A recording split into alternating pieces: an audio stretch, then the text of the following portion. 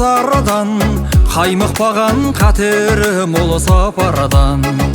Ұрпағының бақыты үшін күрескен әкетайым сенсің нағыз қаһарман. Әкетайым сенсің нағыз қаһарман. Бейірімің жүрегімді тербейді, жылы сөзің бар дертімді емдейді. Сіздей әкем болғанына қуанам, мұндай бақты әр адамға бермейді. Патшаның да ұлы болғым келмейді, басқаның да ұлы болғым келмейді. Ай,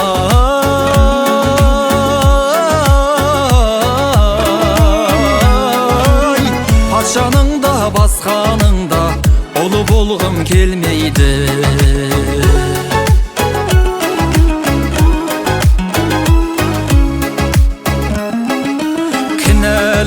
Шаштарыңның ағына, маңдайыңның және қыртыстарына. Балалығым, шалалығым басым боп, кешірәге қаяу салсам жаныңа. Кешірәге қаяу салсам жаныңа. Бейірімің жүрегімді тербейді, жылы сөзің бар дертімді емдейді. Сіздей әкем болғанына қуанам, мұндай бақты әр адамға бермейді. Патшаның да ұлы болғым келмейді, басқаның да ұлы болғым келмейді. Ай,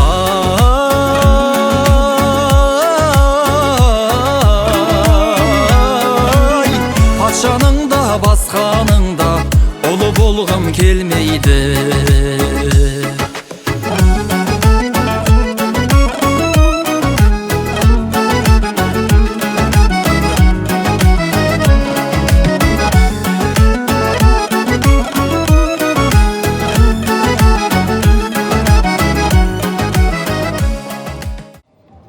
Ассалаумағалейкум ардақты ағайын, қайырлы күн, ханымдар мен мырзалар деп жатырмыз. Бүгін үлкен бір жиынның дастарханына тізе болып бас қосып жатырмыз.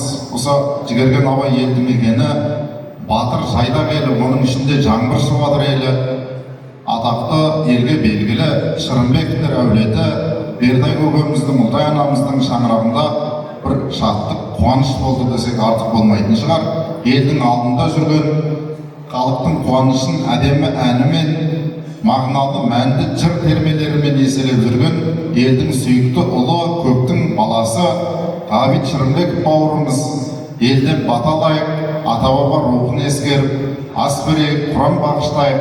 Болашақта міне аттың жалына жармасып жатқан, болашағынан үлкен үмітті күттіріп отқан Асқар баламыздың сүндетін қосып, елден бата алып, көкпар тойын берейін деп жатыр. Міне жиналып отқан себебіміз де сондықтан ағайын, бұл Ғабит бір атаның, бір рудың, бір әкенің баласы емес, Ғабит қазақтың Ғабиті, қазақтың баласы. Себебі қазаққа керекті, қажетті, мәнді, мағыналы ән, жыр термелерді елдің алдына шығарып орындап жүрген азамат. Сондықтан біз Ғабит Шырымбек бауырымыздың ниеті қабыл, мұраты асыл болсын дейміз. Енді бұл Ғабиттің көрегендігі, аталарды еске алып, өткенді сыйлап, көзден кетсе де көңілден кетпейтінін ескеріп, Ақылбек Мәмәдәлі ұлы Ақылбек атамыздың 115 жасқа, Мәмәдәлі ұлы Гауһарбек атасының, бұл кісі жастайынан соғысқа кетіп, соғыстан қайтпай қалған екен, артынан ұрпақ қалмады, із қалмады дегізбей атын ататып, құран бағыштап, 109 жасын ескеріп, Айдар қызы Уайда әжеміздің 102 жасын, Ақылбек ұлы Ертай осы Қазығұрт ауданының құрметті азаматы, 45 жылдай дәрігер болған елдің ағасы, осы Ғабит бауырымызды өнерге баулып, өнер мектебіне, интернатқа апарып тапсырған атасының да көңілден кетпегенін ескеріп, атын ататып, міне қатын Құран түсіртіп, елдің батасын алуға ниет қылып жатқан екен. Енді ағайын, Ғабитті бәріңіз білесіздер ғой, халықтың адамы, елдің адамы, ән, жыр термелері бүкіл қазақ тыңдап, былайша айтқанда қазіргі тілмен айтқанда актуальный жағдайларды әнге қосып жүрген азамат. Оның үй жайы да Шымкент қаласында, Қарабастауда. Бұл көкпарды мен халықтың адамымын, мен үй жайым бөлек деп осы Шымкенттің төңірегіне апарып берсе де болатын еді. Бірақ осы кіндік қан тамған жерде ата-анасының отырған жерін, туған жерге қарап бүйірі тартып тұрғанын бәріміз білдік. Жәрген Бөдөш деген ақынның шумағы бар. Туған жердің қарымызы аязымен жуындыр, туған жердің балқызы бұрынмен буындыр.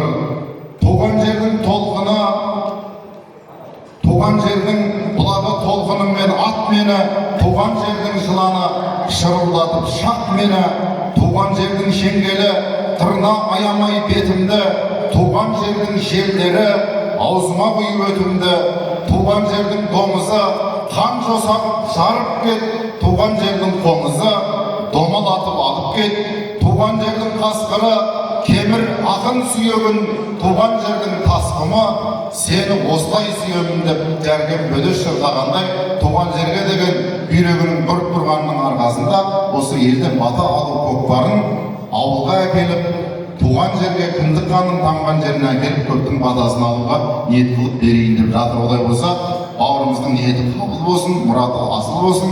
Мына жерге келген көпшілік те жаман тілек келген жоқ, барлығы да тілеулестер келді деп ойлаймыз. Енді ағайын, өздеріңіз білесіздер, қай елдің қызық қуанышы, той жиыны, дастарханы жайылса, алдымен ауылдың үлкендері, әулеттің ақсақалдары алғашқы тілекті айтып, ашық деп жариялап ақ батасын беріп жатады. Арқанның қылы көп болғанмен күрмеуіне бағынады, ағаштың бұтағы көп болғанмен діңгегіне бағынады, айырдың ашасы көп болғанмен сабына бағынады, қараша халық көп болғанмен қанына бағынады, отарда қой көп болғанмен сергесіне бағынады, жүк қанша ауыр болса да атан түйенің өркешіне бағынады, жамағат көп болғанмен молдасына бағынады, әскер көп болғанмен қолбасыға бағынады, өзен үлкен болғанмен дарияға бағынады, әулет үлкен болғанмен қарияға бағынады дейді қазақ. Сондықтан біздің ауылдың, елдің ақсақалдарын ортамызға шақырып, сол кісілердің бата тілектерін, дұғаларын алсақ деп ниеттеніп отырмыз. Ортаға арнайы осы ауыл ақсақалдарынан Нүрістем атамызды, Сартбек атамызды, Молдабек аталарымызды, Смайыл атамызды шақырамыз. Және ауыл билері, Берік, Талғат көкелерімізді де осы қатардан көргіміз келіп тұр. Ал әулеттің, елдің, ауылдың ақсақалдары, үлкендері ортаға келсін. Шектесім болмас, қасудан болмас, шаңғарымдас қан жолдас, жолдас болмай жол болмас, көкжиылмай қол болмас.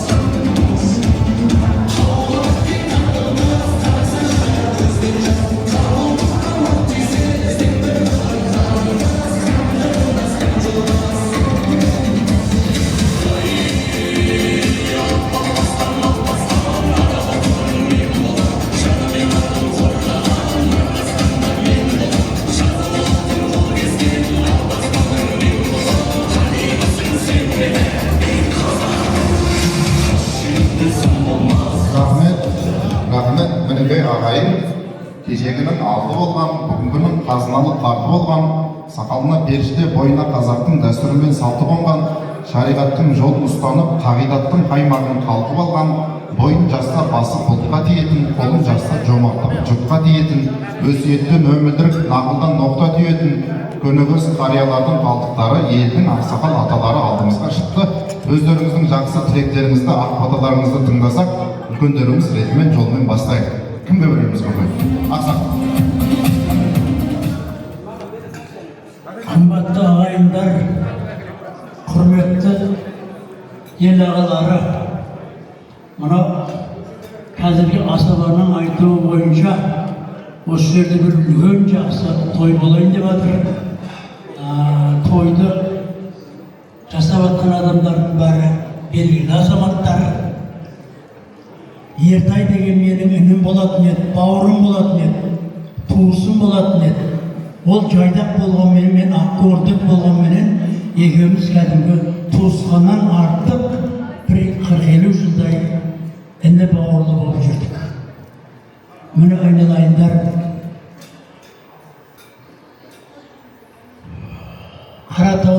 басынан köşküledi. Köşkün sayın bir taylak boz keledi.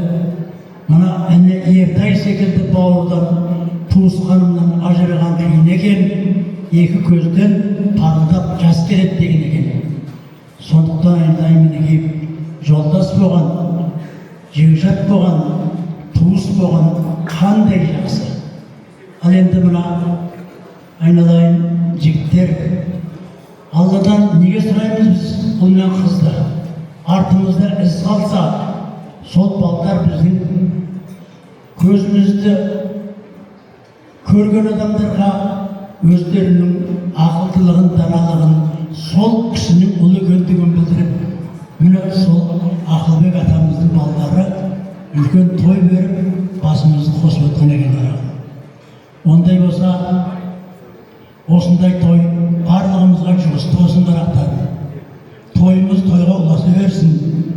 Buna ulustun ulu meyram toy olsan ulasa versin. Kelesi yılları tağı da bar ömrümüz osu жақсылық penen ayaktalsın. Жақсылыққа geleyik, toyga geleyik. Bala-şaga üyüşlerimiz, elimiz tыныш, halkımız aman bolsun. Toy toyga ulaşsın. Osындай жақсы toy barlığımыздың үйümüzde bolsun. Barlığımızga juğustu olsun eyleyenler. Tığlağanlarınızga rahmet. Айтқаныңыз келсін. Ары көбі. Bismillahirrahmanirrahim. Ertay, aynalayın. Mına balamız жақсы niyet kılıp da birinci ata-babalarını esке alıp, жаңа айтылған кісілерге Kur'an okutup, Kur'an bağışlap, енді o kişiler tek bugün Kuda kalasa bir avlap turup atır. Osu bäri жағалап жүр o жерде.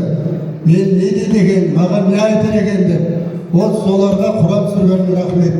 Balama rahmet, esке al. Kebir yerlerde olardı esке almaydı ata-babalarına. Osda toy balım esip, kızıkçılık kete beredi. Негизи esке algan durus bolat. Öldürüz olmay, biri baymaydı dedi. Aynalayın balam, mına istep etken niyetin kabul bolsun, muratın asıl bolsun. Mına koklar berip atır ekensin. Koklarında atlar sürünmesin, kulamasın iştim, жақсы tarkasın aynalayın. Allah razı olsun, rahmet sizlerine, tındağanlarınızga. Bärimiz olsun, juğustu olsun, amin. Ya Ertay, mına toyun kutlu olsun aynalayın. Mına köptün bir kıdır deyinle köptü jine otur ekesin. Kuda kalasa oslarının tatalar, manan balдар köpörü göğüsün aynalayın. Şumusa alga basa versin, tabıstan tabısqa jede versin.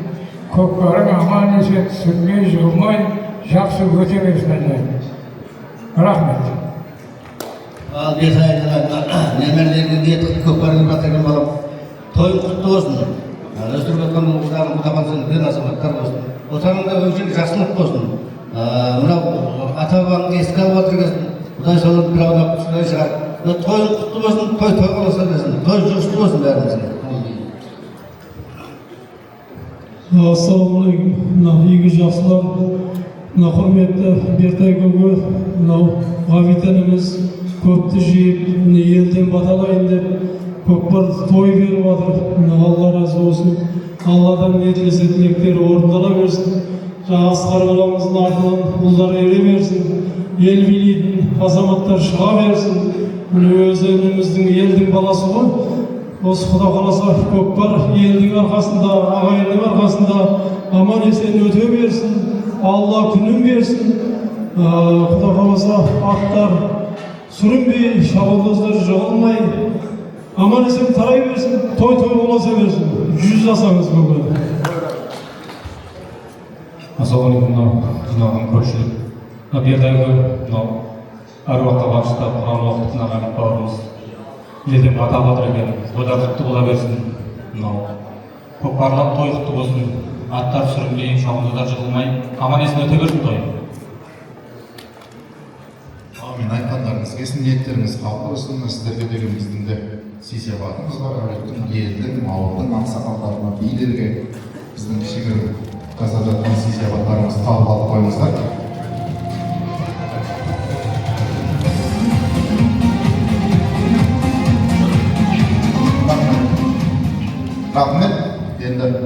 басына жайғасуға рұқсат береміз. Сіздерге де Алла мағыналы ұзақ ғұмыр нәсіп етсін. Аман сау болыңыздар.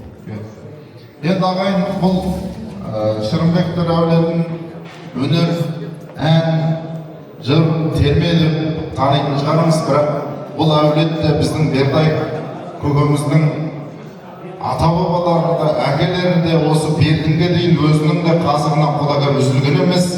Қазығында қашанда қазанаты байлап отырады. Небір қанаты бар аттарды шаптырып, елдің көкпарында, жұрттың тойында салымды болып, қанжығасы бос қайтпайтын, кез келген баптаған аты мәре бағы жанып кететін сондай бір аталардың, сондай бір жақсылардың ұрпағы біздің көкпар қанымызға біткен, сүйегімізге сіңген қасиетті дәстүріміз. Осы дәстүрден аттамай елдің батасын алам деп, Аллаға беріле жалдым дегендей, елдің батасын алып, көпшілікке той беріп, салымды көкпар берейін деп жатқан осы Бердай көкеміздің бауыр еті баласы Ғабит бауырымыздың ниеті қабыл болсын, болашағынан үміт күткен асқарымыз Асқартаудай азамат болсын деп жақсы сөз айтудан жақталмайды. Ендігі кезекті бір әнге берейік. Өзі өнерпаздың тойына өнерпаздың қуанышының дастарханына келген соң ән тыңдап, өнерден, өлімнен сусындап отырыңыздар.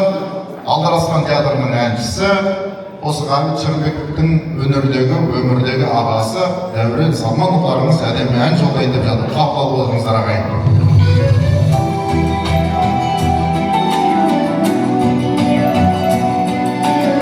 Ассалаумағалейкум ағайындар. Беттеріңіз бар болсын, Шырымбектер әулеті. Сәл құрметтеріңіз, әншілер әдемі болыңыздар.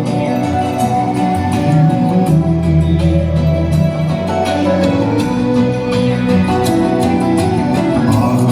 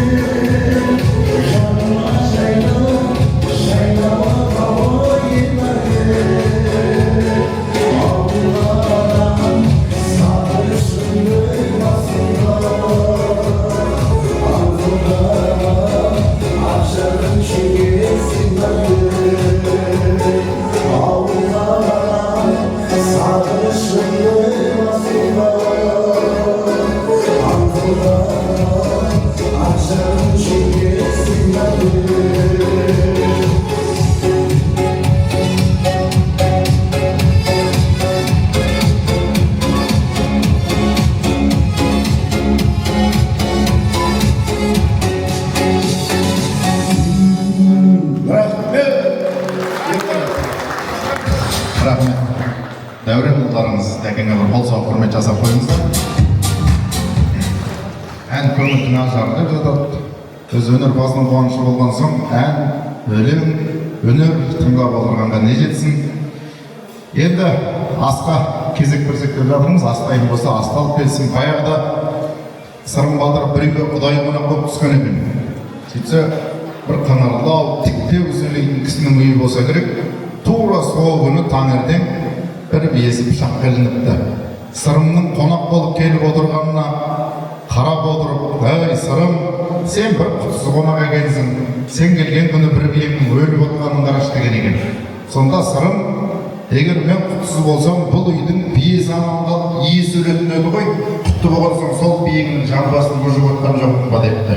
Бұл көңілді кеңге салып, ту биені жықпаса да бір арқарды сойып, ас ауқатты дайындатқан Ғабит бауырымыздың бүгінгі дастарханға, бүгінгі жиынға деп арнайы дайындаған асы келе жатыр. Асты қарсы алайық.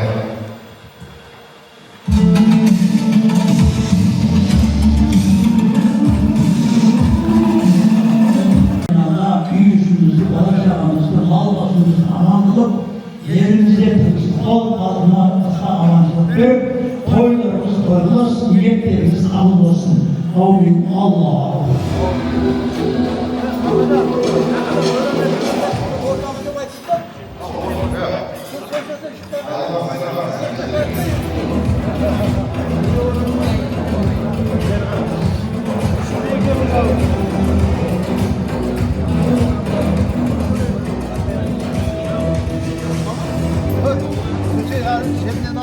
Ешкімді сөзге шақырмайық, тағы да өнерге, әнге кезек берейік. Осы Ғабиттің өнердегі досы, бауыры Данияр Барс, Данияр Исмаил сіздердің құрметтеріңізге ән салайын деп жатыр. Осы біз негізі осы көкпардың жиынына жиналып жатсақ, көкпар туралы әні де бар.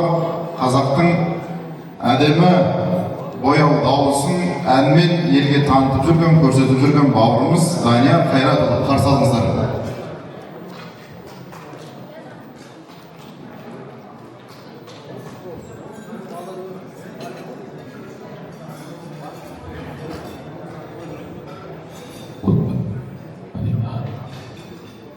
Ассалаумағалейкум, ардақты ағайындар, құрметті жақсылар, ниеттері қабыл болсын.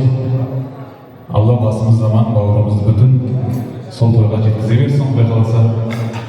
Барша келген қадірлі қонақтардың құрметіне көкпар деген әнді айтып берейін, қабыл алыңыздар.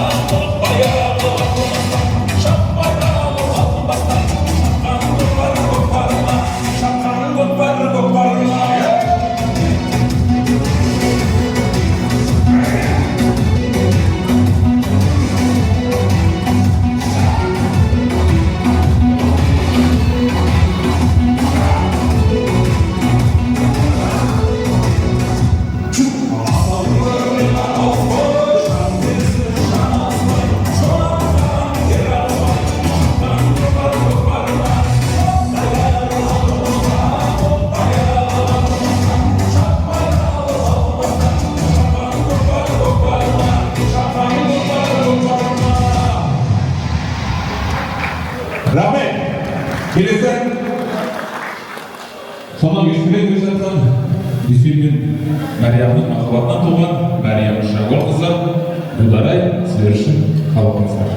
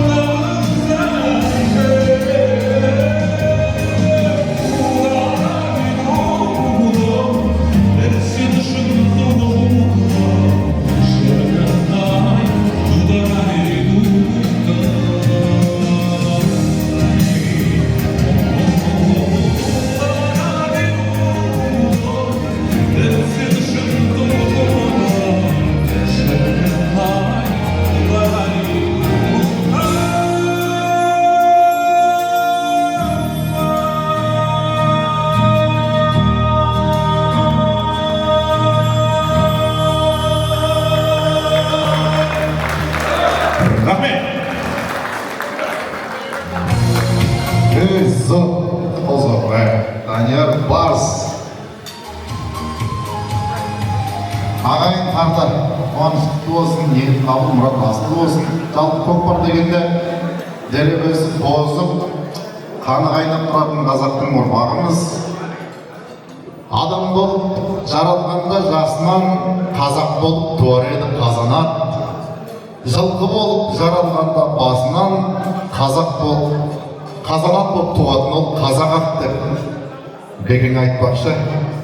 Қазақ деген жылқыға жаны құмар қалыппыз. Бұл біздің ең жақсы көретін түлігіміз. Жалпы жылқы азып кетсе ұшқанақ санайды екен, сүрінгіш келеді.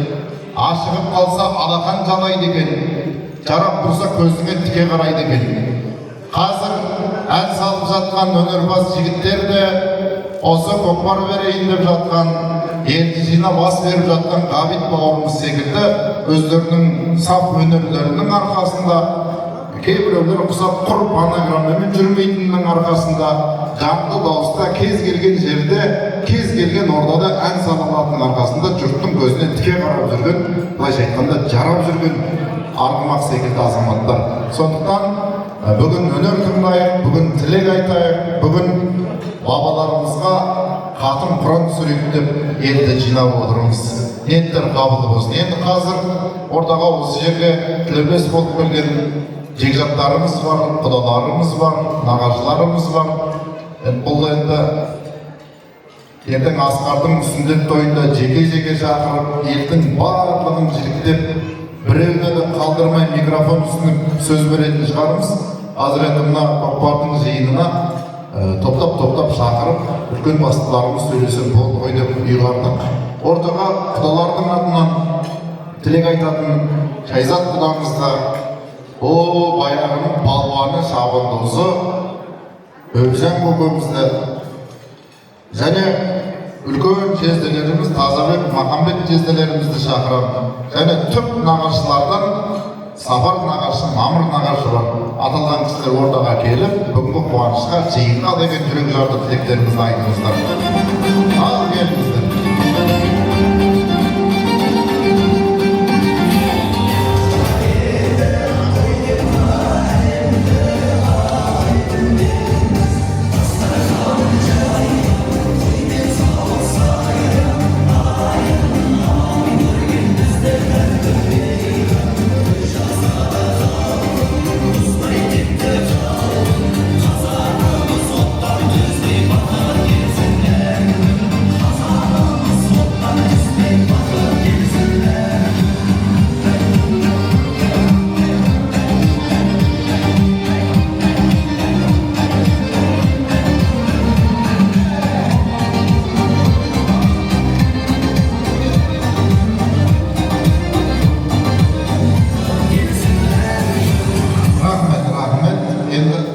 Әркімнің өзінің жолы бар, өзінің орны бар. Бұл жолдың ішінде нағашы деген қашан жоғары тұрады. Бұл жерде екі нағашының атын атап шақырғанбыз. Сол нағашылар басталсын. Келіңіздер. Ассалаумағалейкум. Ағайын туған. Бүгінгі той құтты болсын. Ғабитжан айналайын. Алла тағалам дұға тілегіңді қабыл етіп, мерейіңді үстемет дәрежеңді көтере берсін. Бүгінгі жасап отқан асың қашанда жақсылыққа той думанға жайылсын. Алла қаласына көкпар аман есен өте берсін. Той тұрғаласын. Ұлдығыздың рахатын көр. Сенің рахатыңдына беген, теңкемдер ағайын туған болып, рахатыңды көре берсін. Жүргенде жолың, отырғанда орның. Өмірді бақытты бол. Алла тағалам дәрежеңді көтеріп, мерейіңді үстем етсін. Рахмет. Рахмет айтқандарыңыз келсін, тілектеріңіз қабыл болсын. Енді құдаларымыз бар. Құдалар, келіңіздер, құдалар. Өбжан көкем, бұрынғының палуандары енді шылауға шын палуан додаға кір, мықтылар сыналады додада кіл, атын өткір болмаса кешіктіріп, сандалы құр дөбіндей жағада тұр дегендей уақытысында шынымен шабатын аттарды таңдап мініп, жанның рахатына шаққан кісілер бұл кісілер. Қазір егесі шапса ол аттарды шаба беретін болар. Міне, нағыз бұрынғының палуандарына Өбжан көкем айтсын. Ассалаумағалейкум, тойшы қауым. Бүгінгі Бертай құданың тойы құтты болсын, құда қаласа ниеттеріңіз қалың, ниеттеріңіз асыл болсын. Тойларыңыз аман есен тарай берсін, жығылмай сүрінбей. Құда қаласа бұл Бертай құданың мен әкелес дос болған. Екісі соғысқа бірге болған.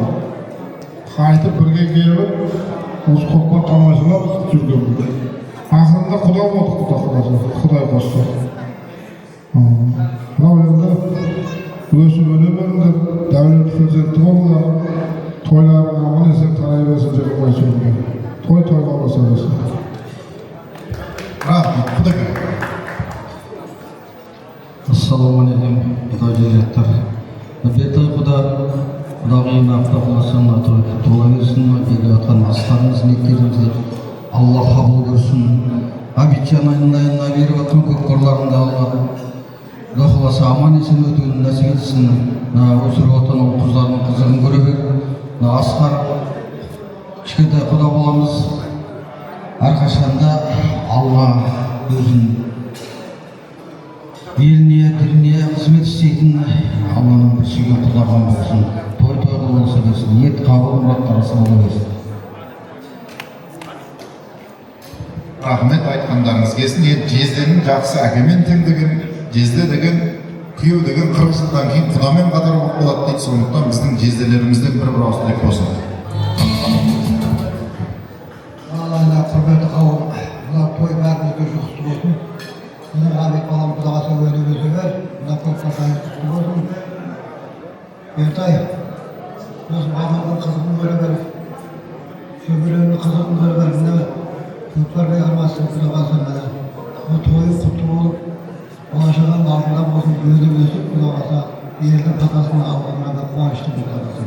Бәрінде той болады, той боласың.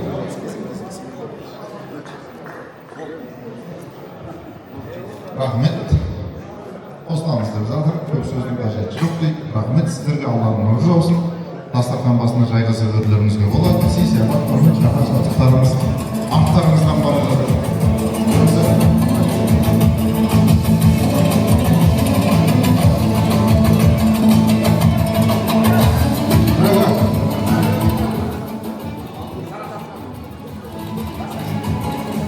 Өзі негізі қатын құран түсіреміз дегенбіз.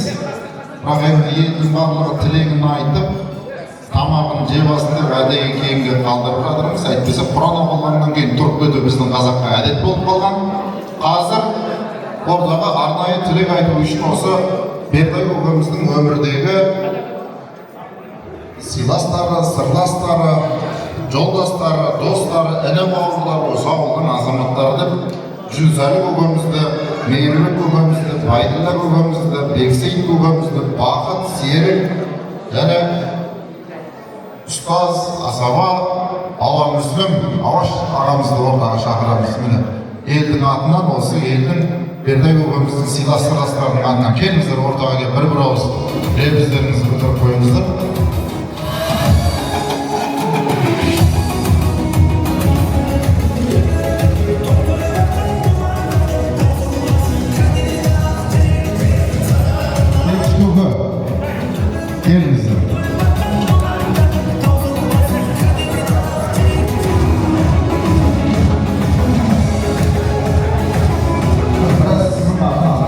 Gelinize.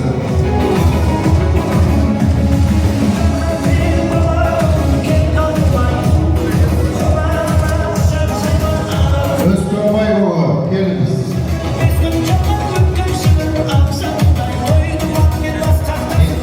Olsun sizlerden bir olsun deyip olsun da küllerimiz bastık. Koka. Aynalar köpçülük. Құда қаласа мынау Бертай әніміз осындай елді жинап үлкен көкпар той беріп жатыр екен. Мына көкпар той аман есен жығылмай сөнбей тарай берсін.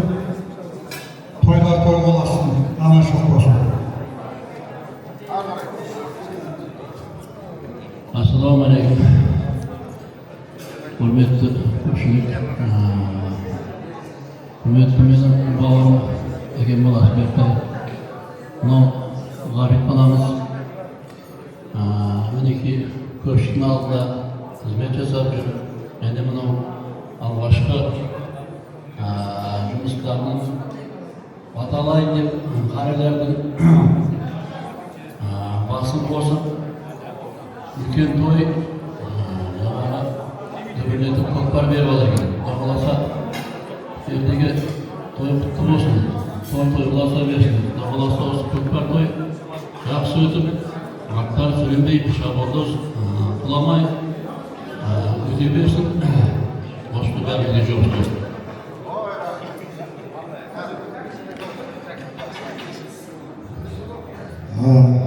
Toyға жиналған көпшілік ассалаумағалейкум. Бертай оған той сендерсіз қойыңды. Әмір жейтінде телефонға да түстік көрмеңіздер. Той құтты болсын, той қаласын. Ғабит, мінеге мынау өркені өсіп, мынау үлкен сахналардан көбейіп, көрініп, бізді қуанта беріп, телевизордан көргенде қуанып отырамыз, баламыз айтып жатыр. Той қаласын, Құда қаласа мына той сүрінбей, жығылмай, шабандоздардың тақым танмай, соны жақсылап өткізе берейік сізбіз жол.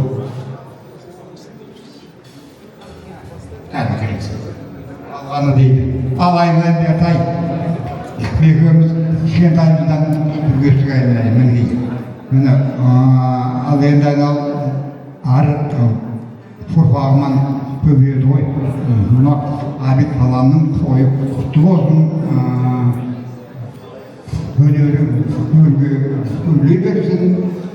Біз екеуміз туатын қызын көріп жүре берейік.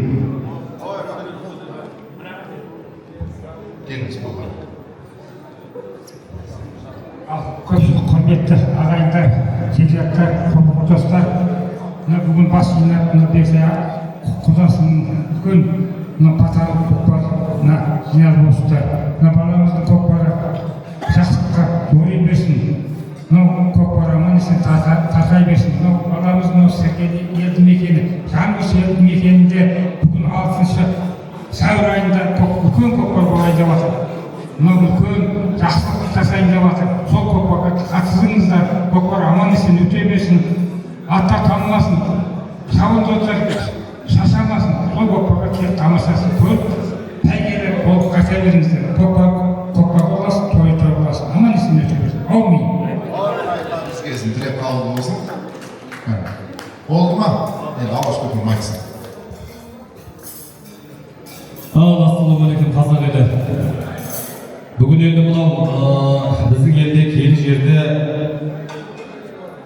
Бертай ағамыз үлкен қуанышты тойға ағай. Міне жақсы ұзын қырдан өтсе қырмызың халықта көкетеді жақарына жұмысын деп күтім болып жатырмыз, қуанып қатты жасымызды бүгін міне бәріміз қуанып жатқан жайымыз бар. Енді мынау әкең анаң барда бала менкіден бе дейді. Енді ғабит сол көргендігін танытып, бүгін тойы сіздің бұл Бертайға, тойыңыз құтты болсын. Арнайы ата-бабалар ескеріп, Құран бағыштап, бір ас беріп жатсыз. Масыңыз, тойыңыз той боласын дейміз. Ниет қабыл мұраттар асыл болсын. Мынау енді жаңа айтып жатырмыз, ғабитті мынау үлкен ұлына ниет беріп жатыр деп.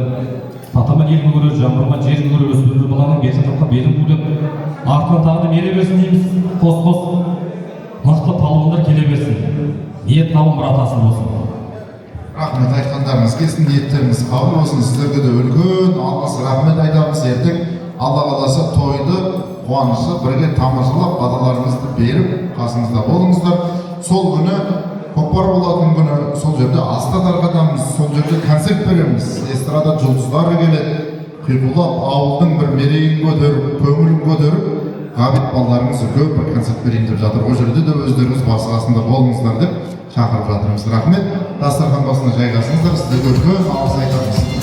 Ауылдың, елдің азаматтары, сыйлас сырластар ақ тілегін айтып жатыр. Сол тілектердің бәрі де қабыл болсын, той боласа берсін. Енді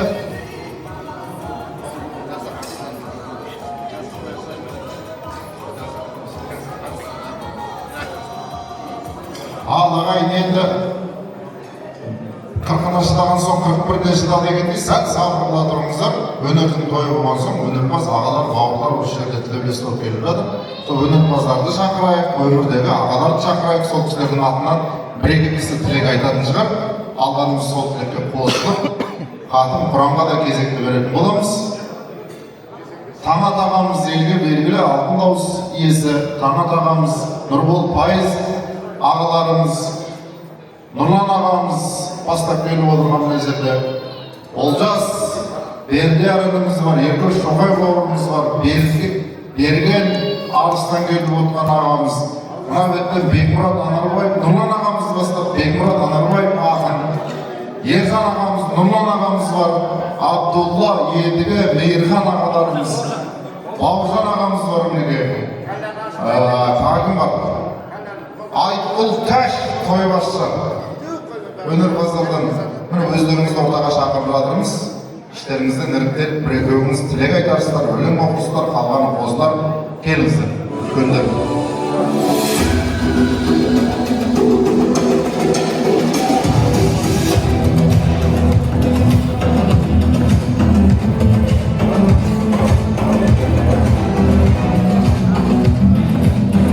Сарамби бауырымыз кел.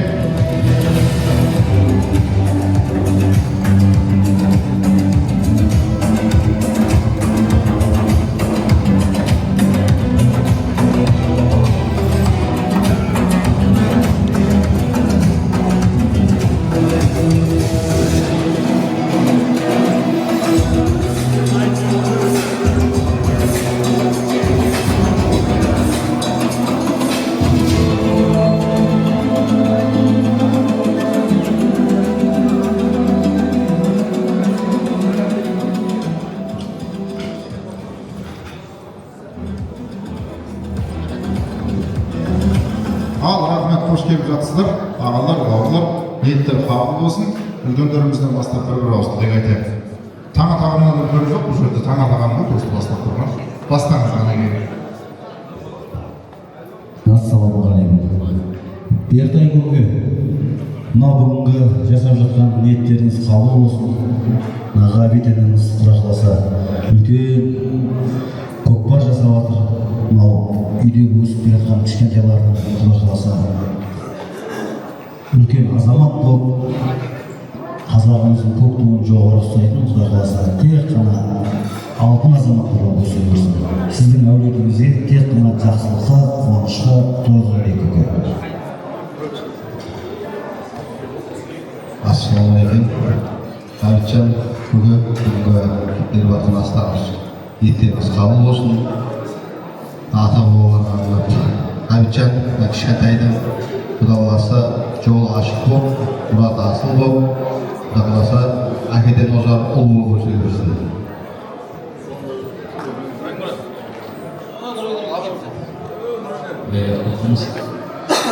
Ассалаумағалейкум, ардақты ағайын, қадірлі қауым, бүгінгі осы Шырымбек Нұрәулеті отбасының көкпаралық мәслихат ниетті тойына келген қадірлі қонақтар, бүгінгі отбасымызда болып жатқан көке қуаныштың басы ғой енді.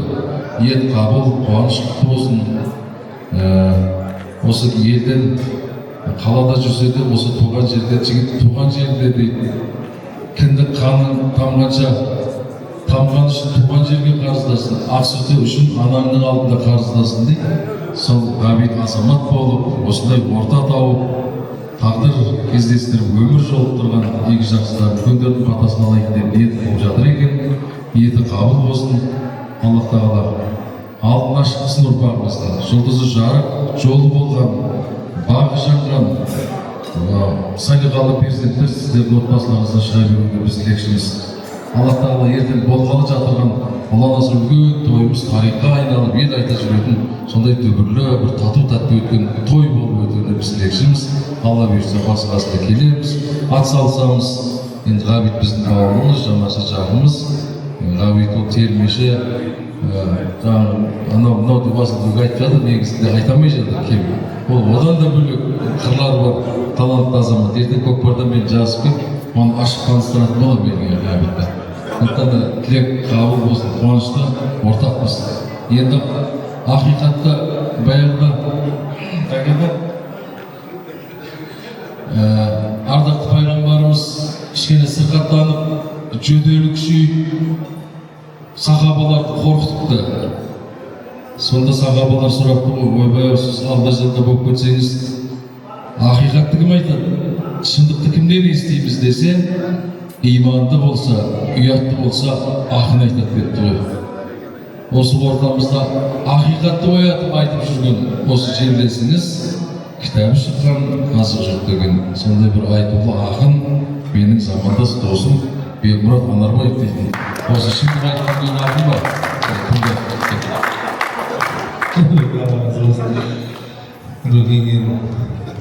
Рахмет Нұрекне. Сіз сөйлесе, мақтап атқан білмейсің.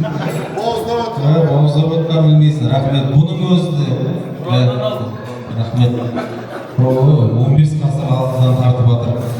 Рахмет Нұреке. Ассалаумағалейкум, ардақты ағайын, баршаларыңызға қайырлы күн болсын. Өткен кеткен мерекелеріңіз құтты болсын. Қасиетті қарт қазығұрттың етегіне бүгін елді жинап, елдің батасына лайық деп дүбірлеп үлкен мәслихат жасап жатқан Шырымбековтер әулетіне ниеттеріңіз қабыл болсын дейміз. Бертай көке, Ұлтай анамыз, мына өсіріп отырған ұл-қыздардың қызығын көріңіздер. Соның ішінде енді бұл әулет өзі атқа да жақын, өнерге де жақын әулет сөздер. Жаңа Нұрекең сияқты тамыраттарда берсеңіз қалай үлкен атбегі де шығады, өнерпаз да шығады. Соның ішінде енді біреуі көштен озып дара шауып шығу керек қой. Сол Ғабит балаңызға бұйырған екен. Кейде өзіміз қазақ ауылдағының ауыз сасық деп, кейде қазақ құрметтеп жатқан азаматты кейде бір ағайын аяқ астына еткісі келеді. Бірақ енді Ғабит ондай азамат емес. Бұл бүкіл қазақтың даласын шарлап жүрген, Алаштың алақанында жүрген азамат қой. Сондықтан осындай кейде бір бауырларымыздың қадірін ағайынның арасында бір білмей жатамыз. Сондықтан бұл ғабит деген қалай құрметтесек те, әрине әкеге барлық мақтау әкеге ғой, Алладан кейін. Бірақ енді ұлың жақсы десе кім жек көреді көке. Сондықтан бұл ғабиттің бүгінгі мәслихатына келіп отырған бұл өнерпаздардың бір дарасы ғана, бір парасы ғана. Бұның ішінде енді көкпарға тікелей қатысы барлар келіп отыр, көріп отырсыз ба? Мауыздай, ең кішкентай жалмауыздай деп бұл атқа мініп жүргендер келді. Атқа мінамайтын қанша өнерпаздар бар, оның бәрі Құдай қаласа көкпарға келеді.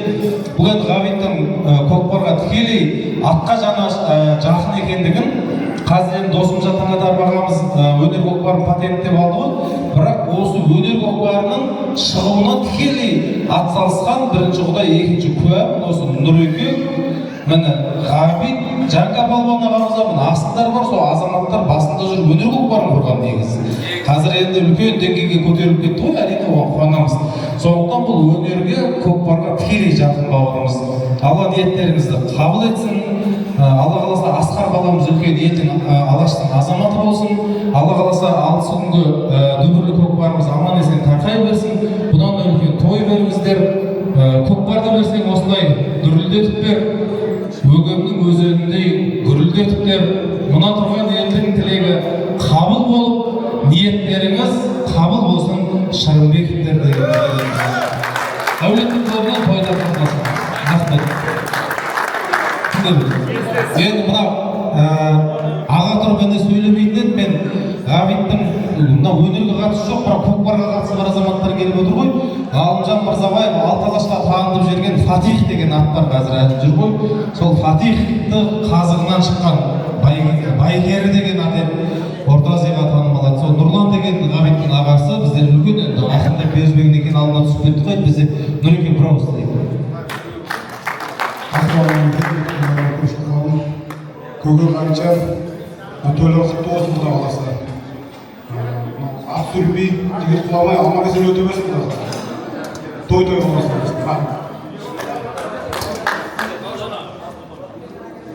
Бауыржан аға, ереке. Ассалаумағалейкум тойшыл қауым. Көке тойларыңыз құтты болсын. Құдай қаласа ертеңгі күні тойлар жақсы өтіп, ойлағыдай өтіп, Алладан не тілесеңіздер, Алла тілектеріңізді қабыл етсін. Ұрпақтар соны жасаймыз. Ғабитжан, той құтты болсын. Ақын жауап береді. Жездесі келді ғой. Ассалаумағалейкум, кеше күндар болсын. Бертай көке ет қабыл болсын. Құдай қаласа елді беріп жатқан батасын барлығы қабыл болсын деген Ғабит ниет қабыл болсын енді. Мінезді әнші ғой негізі Ғабит. Құдай өмірді тұшында қарап болсам, мінезді әншінің дауыс әдемі болады. Өзімнің зерттеген негізі былай қиялдап отырып зерттесек, жаңа той басқан Дәуреннің де дауысы негізі қоңыр дауысы, жүрекке жағымды. Ғабитіміз бар, тағы бір екіншілерді деп қойып жатырмыз. Айналықтан келген Ғабит, Құдай қаласа Асқардайын да болашағы жарқын болсын деген. Алтынның сынығы да алтын болып деген сияқты Бертай көке өзіңізден артып, абырой алып өсіп өркендей берсін, елдің беріп жатқанына батасы қабыл болсын, ниеттеріңіз қабыл болсын дейміз. Біз енді жаңа бекем айтқандай көкпарды түсінетін жігіттер болып келіп жатырмыз деп айтып жатыр. Біздің айналамызда бір 15 жігіт бар, бірақ түсінетін сөз жетеу 8. Сол 5-6 жетеуіміз келіп тұрмыз. Құдай қаласа көкпарыңызды елмен бірге, өзіңізбен бірге бөлісеміз деген ойдамыз. Сосын жаңа Ғабит тапсырма беріп, негізі ақшалай сетіп береді бұндайда, иә? Соны яғымен кейін Мырза келіп тапсырма берді бізге. Енді сонысын айтқанын орындаймыз, Құдай қаласа. Мырза келіп оңайлатып жіберді. Мырза келіп білмейді. Қалмақтың қортай шықсып жүгіріп кетті, мағыз нәрсені шығарып салды. Ал ниет қабыл болсын, той құтты болсын. Апа, сіздің арқаңыз болсын барлығы. Үлкен жетістікке жете берсін Құдай қаласа Ғабитіміз.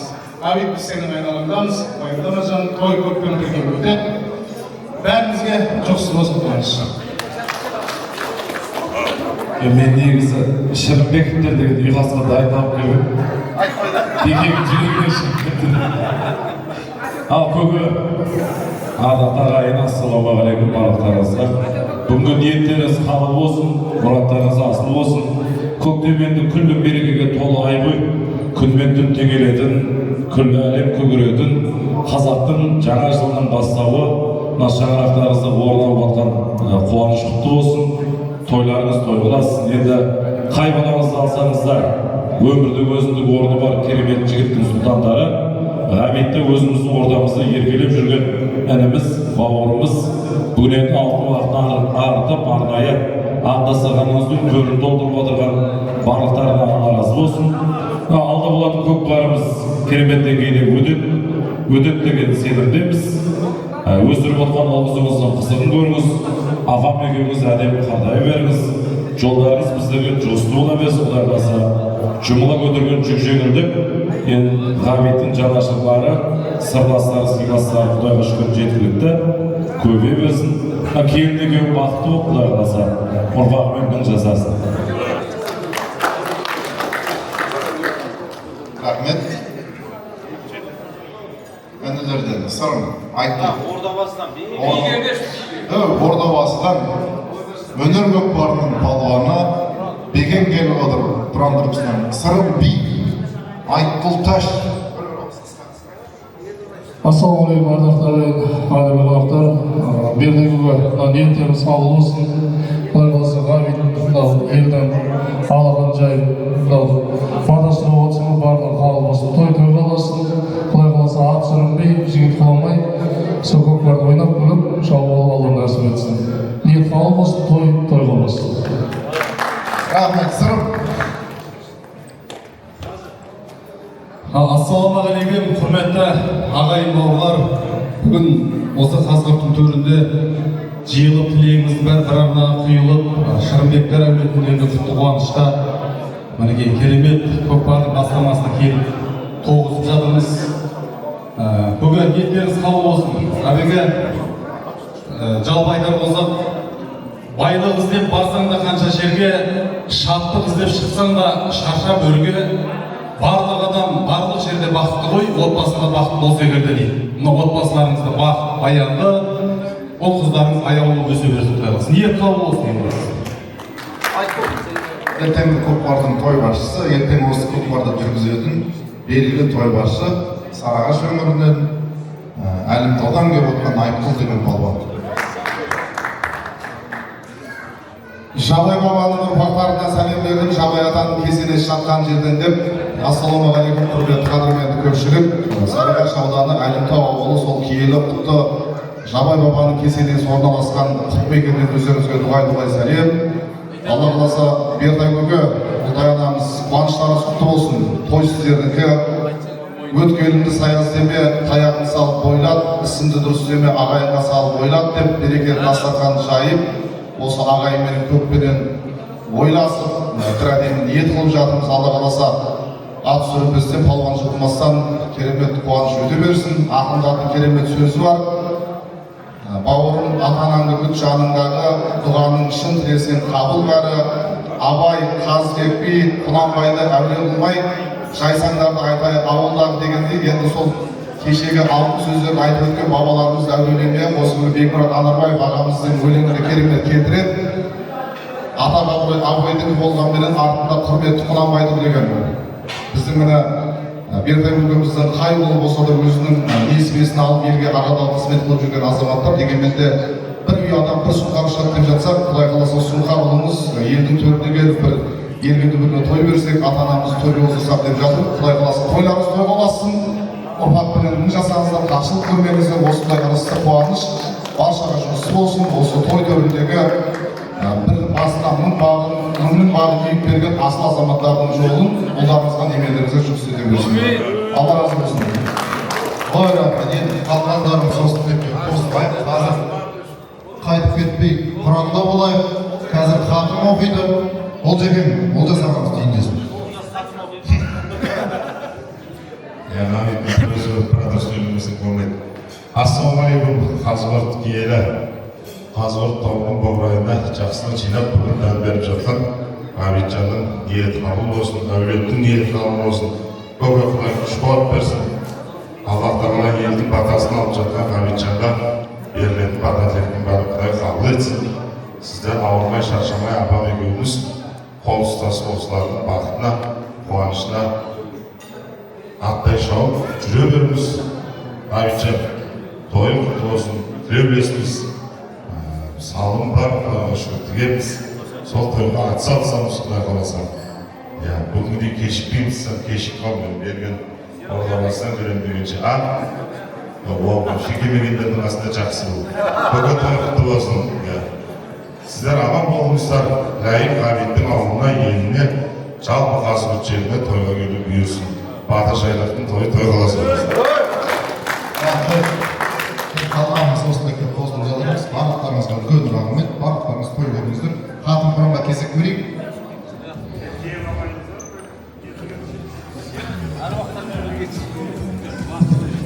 Батадан кейін жейсің. Жалпы жеңізіңдер тұрып Ғабит.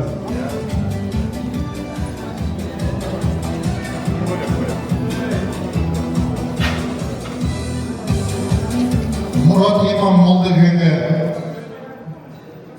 Абстан имам бар осы жерде. Осы Молдагендерге кезек берейік. Қатын құрам оқысын, дуа жасасын. Аспай, біздің балалы болайық, құрам ішінде болыңыздар. Амин. Аспай, бата көзермесін Аллахымыздан. Үстін бұл амин.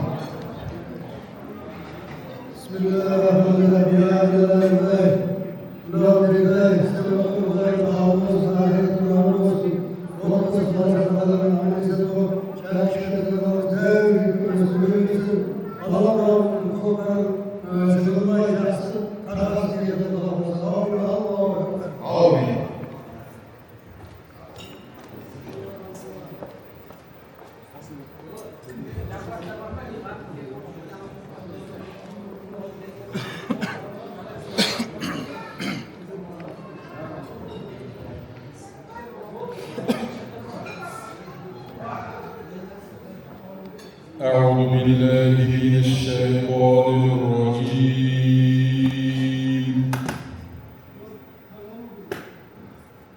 بسم الله الرحمن الرحيم.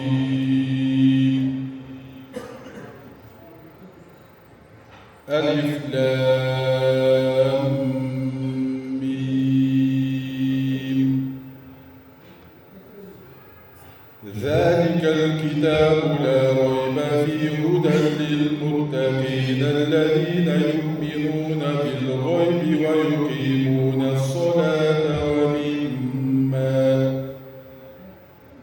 ومما رزقناهم ينفقون والذين يؤمنون بما أنزل إليك وما أنزل من قبلك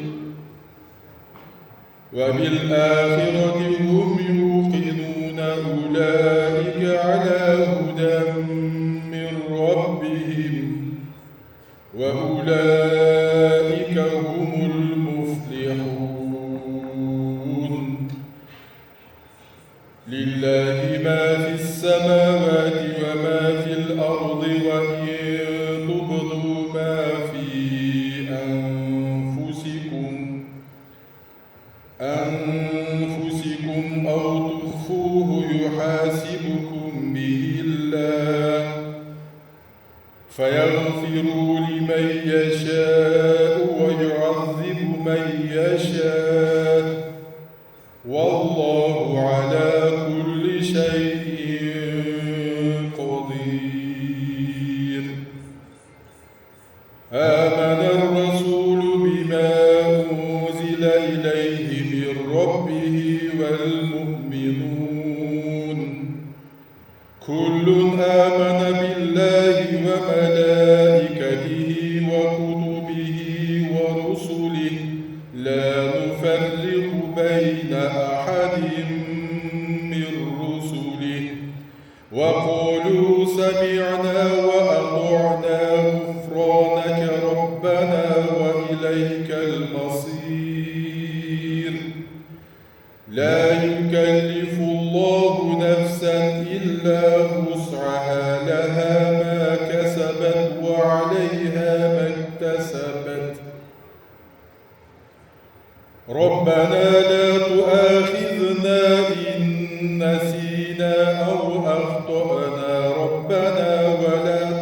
تحمل علينا ربنا ولا تحمل علينا إصرا كما حملته على الذين من قبلنا ربنا ولا تحملنا ما لا طاقة لنا به واعف عنا واغفر لنا وارحمنا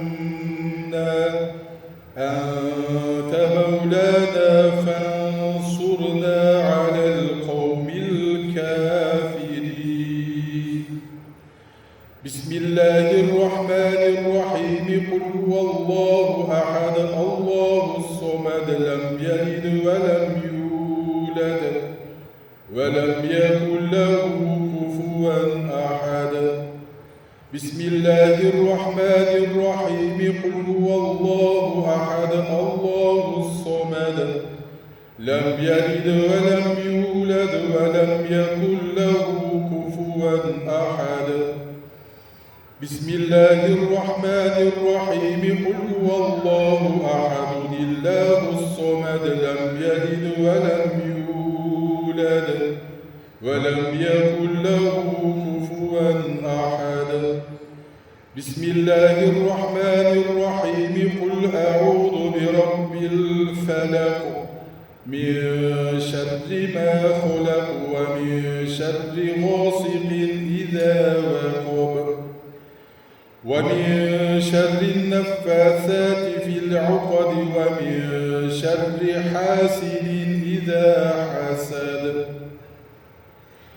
بسم الله الرحمن الرحيم قل أعوذ برب الناس ملك الناس إله الناس من شر الوسواس الخناس الذي يوسوس في صدور الناس من الجنة والناس بسم الله الرحمن الرحيم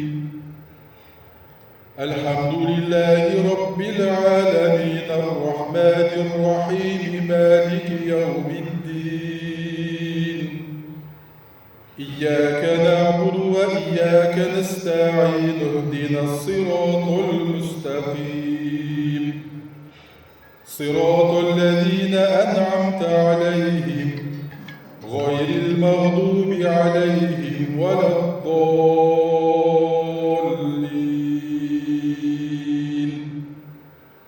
الله أكبر الله أكبر لا إله إلا الله والله أكبر الله أكبر ولله الحمد سبحان ربك رب العزة عما يصفون وسلام على المرسلين والحمد لله رب العالمين آمين الحمد لله رب العالمين والصلاة والسلام على رسولنا ونبينا محمد وعلى آله وصحبه أجمعين الحمد لله الذي أطعمنا وسقانا وجعلنا من المسلمين Әлемден Раббысы аса қамқор ерекше мейірімді жаратушы Раббымыз Алла Тағала оқылған сайыр хатым құрандарымыздан, шалынған құрбандықтардан, жасалған ниет жайылған дастархан, ішкен жеген тағамдарымыздан, бүгінгі осы дастарханның айналасына ұзақ жақыннан келген көпшілік жамағаттың шынайы риясыз дұғаларыңыздан, ықылас ниеттеріңізден әжір болған сауапты әуелі пайғамбарымыз Мұхаммед Мұстафа саллаллаху алейхи уассалам рух шарифтеріне және де осы дастархан иелері болған шаңырақтарыңыздан, әулеттеріңізден, дүниеден өткен барша жеті ата бабалардың, апа әжелеріміздің, құли бабаларына, Бұтбай бабаларына, Құлиұлы Мәмәдәлі бабаларына, Бұтбайұлы Шырымбек бабаларына, Мұса қызы Күмісай әжемізге, Шырымбекұлы Шарымбек бабаларына, Тұрсын қызы Қалбыбай әжемізге, Мамадәліұлы Ақылбек атамызға, Айдар қызы Уайда әжемізге, Мамадәліұлы Ғафарбек атамызға, Шырымбекұлы Манат атамызға, Махан қызы Анипа апамызға, Шарымбекұлы Мұхтархан атамызға, Сейдалы қызы Дариға апамызға, Ақылбекұлы Ертай атамызға, Мұхтарханұлы Әмірхан ағамызға, Манатұлы Жұмабек ағамызға, Мұхтархан қызы Көзет әпкемізге, Әмірхан ұлы Досбол бауырларымыздың рух шәрифтеріне Құран, дұға, сауаптан үміт еткен, осы есімдері аталған барша рух шәрифтерге рахмалла, хатым Құрандарымен осы дұғалардың ішке жеген тағамдарымыздың сауаптарын бағыштауды қабыл ет. Я Рахман Алла, білмей әдейі жасырын үлкендік кішілік қандай да бір қате күнә кемшіліктер болса өзіңнің ғұфур рахим болған рахымды, мейірімді, жарылқаушы болған сипаттарымен күнәларын жарылқап, қабірлерін жәннаттан бір бақша етейсің. Я Рахман Алла, бүгінгі осы дүниеден өткендерді Алланың разылығын, сауабын үміт еткен халде жасап жатқан ізгі, игі амалдарды, дұға тілектерді Алла Тағала қабыл етіп, қабірлерін нұры мейірім шапағат етіп, Я Рахман өзің рахым мейіріміңе, ардақты пайғамбарымыз саллаллаху алейхи ва саллям шапағат нәсіп етейсің, амал дәптерлері оң жағынан беруді жаратқан ием нәсіп етейсің. Астарымызға адалдық, басымызға амандық, денлерімізге саулық беріп, кешегі өткен айлардың сұлтаны қасиетті Рамазан айлары, әр қайсыларыңыздың ұстаған оразаларыңызды, жасаған құлшылықтарыңызды, берген садақаларыңызды қабыл еткей.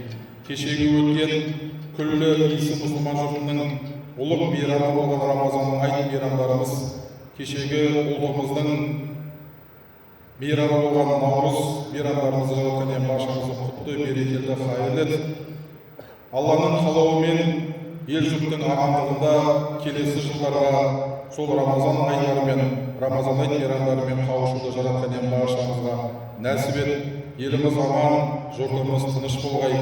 Осы ғабит бауырымыздың, әулетінің, ағайындардың бірлікпен, ынтымақтастықпен жасап жатқан осы ниеттеріңізді беріп жатқан ұлан-асыр тойларыңызды жаратқан ием қабыл алып, сауапқа жазып, Рахмалла шабандоз сүрінбей, ат жығылмай, жоғары деңгейде өтуді жаратқан ием нәсіп ет.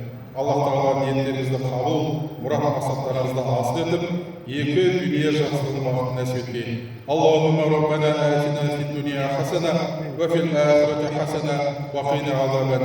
Ва саллаллаху аля хайри халқихи Мухаммадин ва аля алихи ва асхабихи аджмаин би рахматика я архамар рахимин. Аллаху акбар.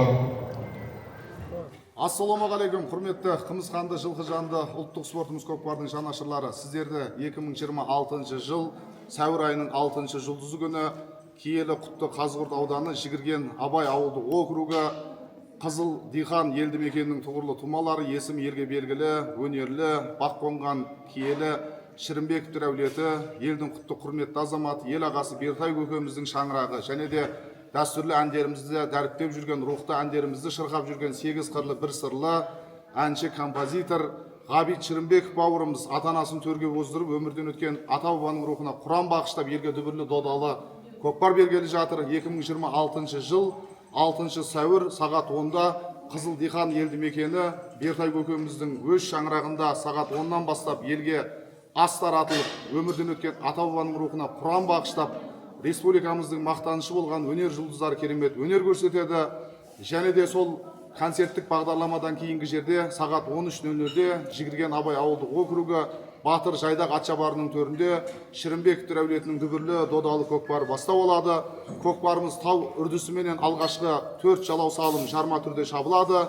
Алғашқы жалау салым өмірден өткен Мәмедәліұлы Ақылбек атамыздың 115 жасқа толуына орай көзі тірі болғанда 115 жасқа толған болар еді деген ниетпенен 115 мың теңге алғашқы жалау салым аталса, екінші жалау салым Мәмедәліұлы Гауһарбек атамыз 1941 жылы сұрапыл соғысқа аттанып қаралы хат келген, сол міне бабамызды да еске алып 109 жасқа толған болар еді деп екінші жалау салым 109 мың теңге салымменен аталса, үшінші жалау салым біздің міне Бертай көкеміздің алтын құрсақты аяулы асыл анасы Айдар қызы Уайда әжеміз көзі тірі болғанда 102 жасқа толған болар еді деп үшінші жалау салым 102 мың теңгеменен аталса, төртінші жалау салым Ақылбек ұлы Ертай Ақсақал, осы Қазығұрт ауданының құрметті азаматы болған 45 жыл өмірін осы денсаулық сақтау саласына арнаған Абыз Ақсақал көзі тірі болғанда 76 жасқа толған болар еді деп 4-ші жалау салым 76 мың теңгеменен жалғасын тапса, одан кейінгі жерде көкпарымыз 50 мың теңгеден қума түрде жалғасады. Өгіз өлдінің алды осы Бертай көкемізбенен Ұлтай анамыз 100-ге келсін деген ниетпенен 100 мың теңге бару келуі, өгіз өлді салым қомақты сияқы бір керемет салымдар аталатын болады. Құрметті қадірменді көпшілік, Шірімбековтер әулеті, Батыр жайдағы елі, Жаңғыршы Батыр елінің әулетінің қадірлі қонақ болыңыздар. Еліміз аман, жұрт тыныш болсын, қариялар аман болсын. Әкесі бар азаматтың жебесі тас теседі деген Бертай көке бір жақсы батаңызды беріңіз ұрпақтарыңызға. Аумин. Аумин. Бақтарасың, қыдырдарсың, кең пейіл кетмес дәулет. Мына алдағы жасап атқан тойымыз, көкпарымыз жығылмай, сүрінбей, аман есен өте берсін. Ниет қабыл, мұрат асыл болсын. Асқар ұлымыз Құдай қаласа үлкен азамат болып, артынан ұлдарыңыздар ере берсін. Тойға өтіңіздер, құрметті көпшілік.